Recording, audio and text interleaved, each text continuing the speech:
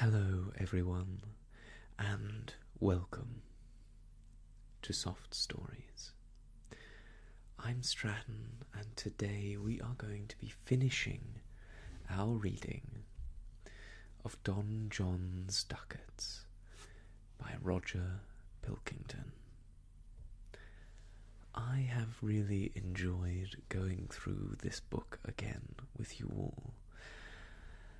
As I mentioned at the very beginning, this book was given to me by my aunt when I was a young man, just trying to figure out what I wanted to do with my life and in the world, and I was full of that desire for adventure and new experience, as I hope I still am today. It was one of those books that really tapped into that adventurous spirit for me, and I enjoyed it so much for that.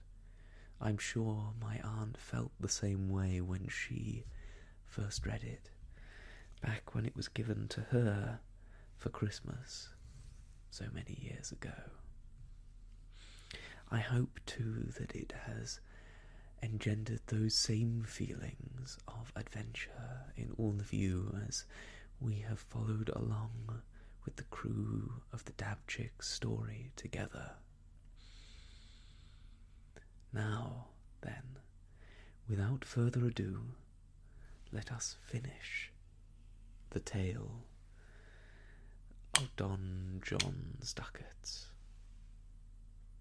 and find out where the crew of the Dabchick, Michael, Jill, Carol, and Peter, are off to next.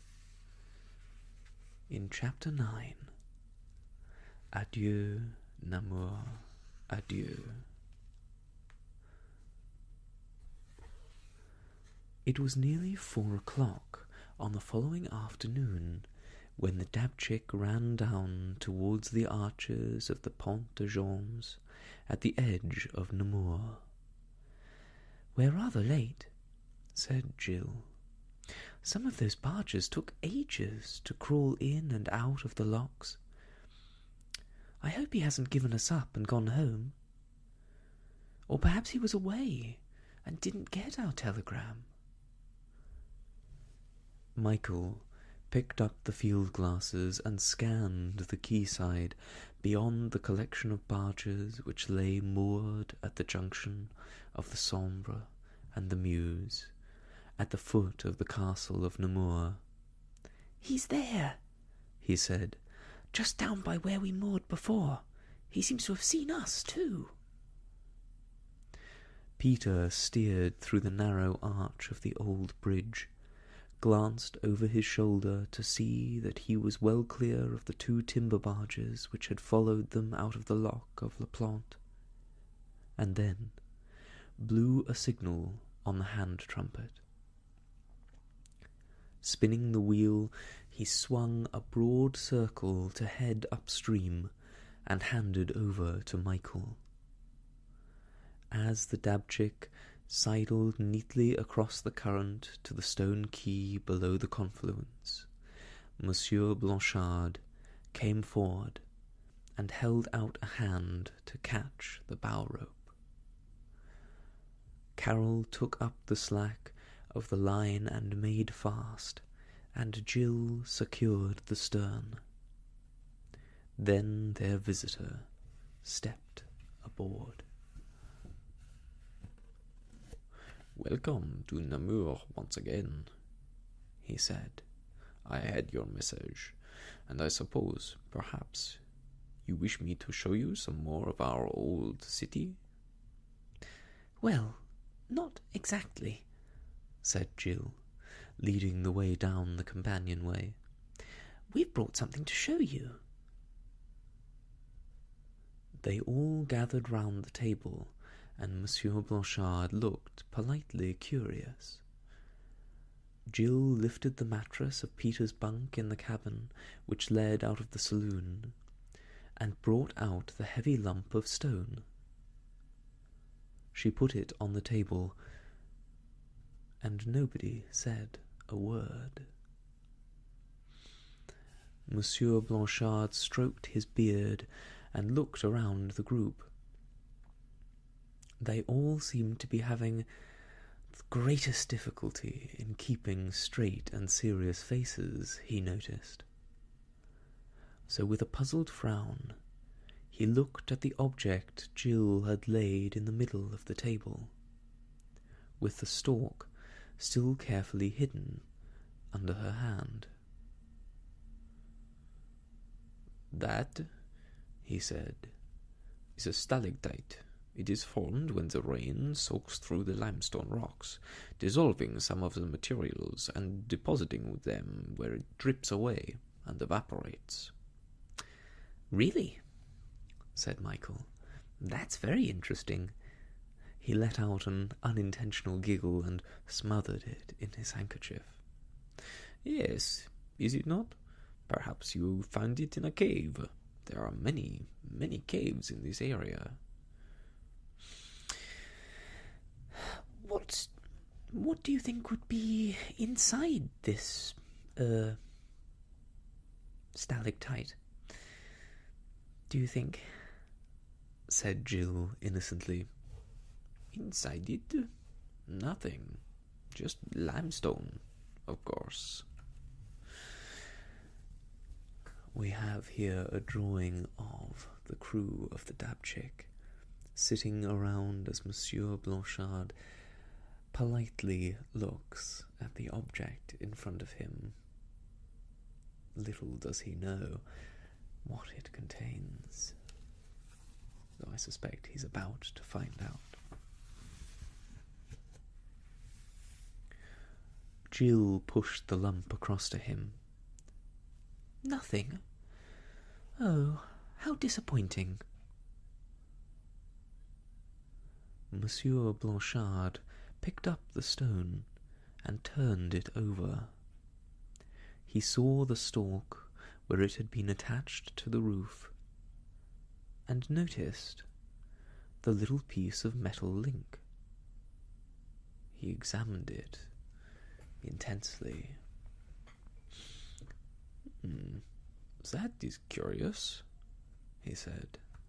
"This stalactite must have been formed by the water dripping over some metal object or other." He peered very closely. Peter nudged Jill. "Tell him," he whispered. "Go on."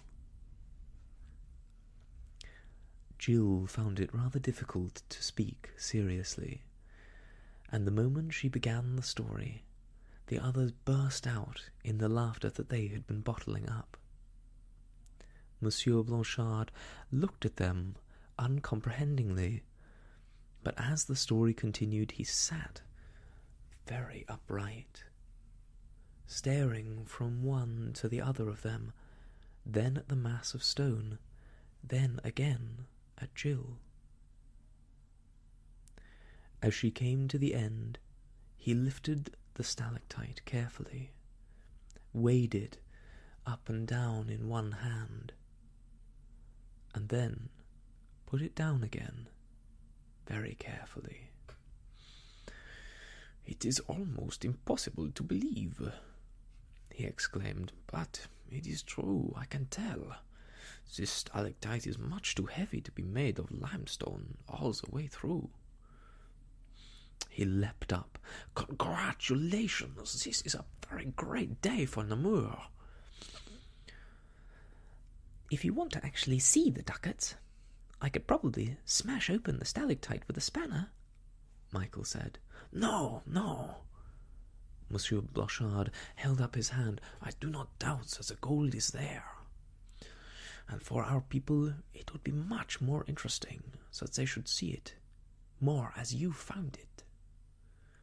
At the museum, they can cut it carefully in two to show Don Juan's gold lying in its bag inside the limestone." "That's a much better idea," Carol said. Monsieur Blanchard nodded, then looked round the crew of the Dabchick. Excuse me that I have not said thank you 1,000 times over. But it is the surprise of my life, ma foi, that the gold of the Spanish tyrant is back at Namur once more. He shook them all vigorously by the hand. If you will wait here, I will go quickly to report what you have found. It must be notified, of course, to the police as a matter of form, because as treasure it may belong to the state. He wondered if they would be very disappointed, but they did not appear so. "Not to Namur?" asked Jill. "I thought it belonged to the city." "Well, I hope so. It was here for many, many years." "It never belonged to Ensign Whittingham, anyway," Michael said. "He just stole it."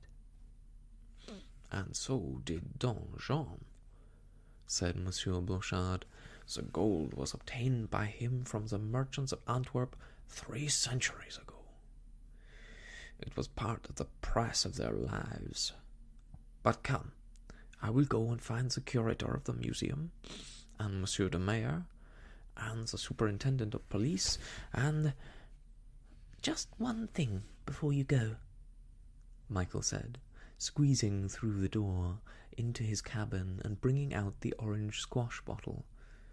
"What are these animals?" Monsieur Blanchard peered through the glass. "Ah, you have found the Niphargus," he said. "The what?" said Michael. "Niphargus." He spelt it out. Niphargus.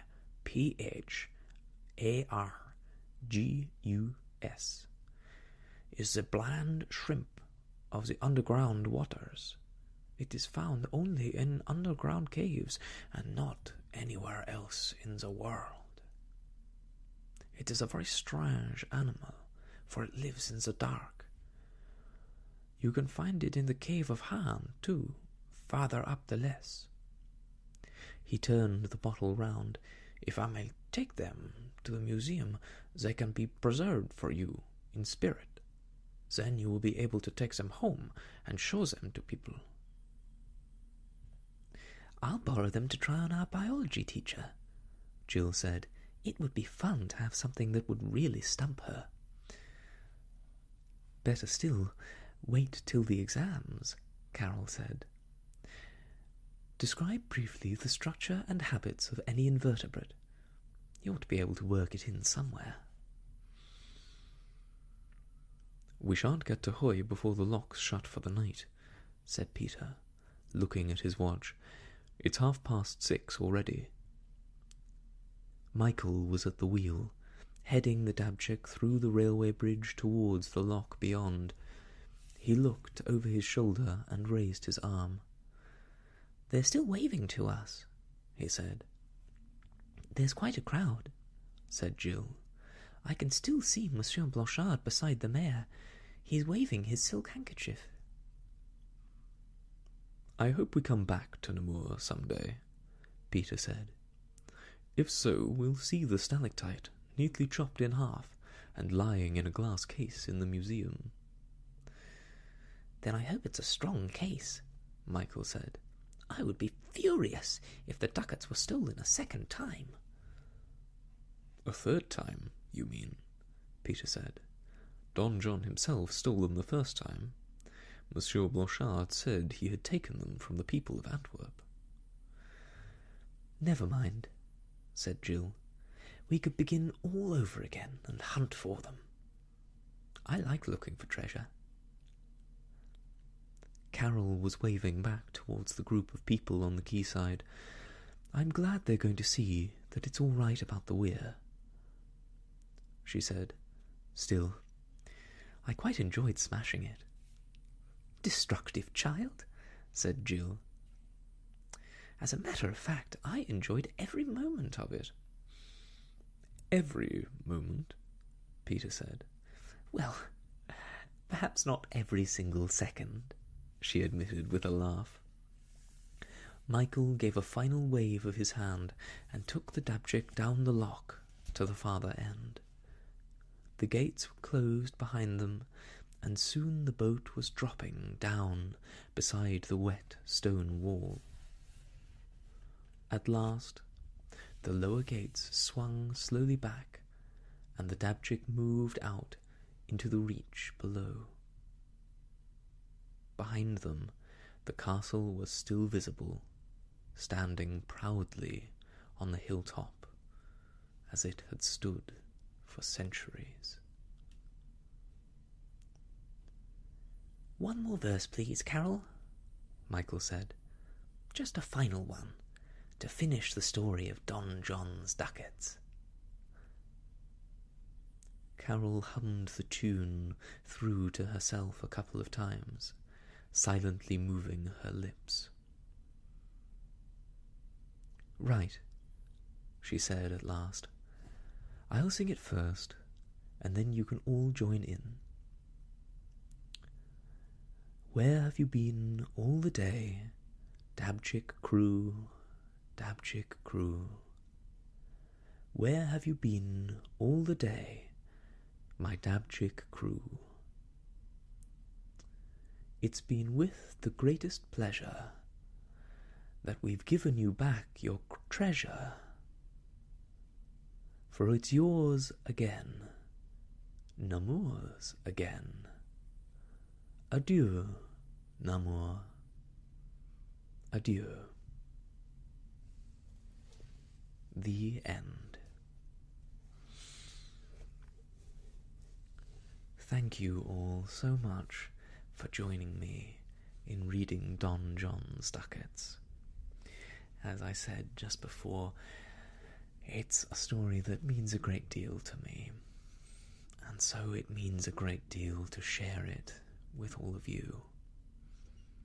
I hope that you all have stories in your own lives that mean so much and bring back such vivid memories of your own childhoods. I would love to hear about them. Please feel free to get in touch with me. Maybe I'll even be able to find a copy, and we can relive those memories together. Thank you so much for watching and supporting the channel. I really appreciate it, and I'm so glad to be a part of this community. Thank you all very much, and until next time, goodbye.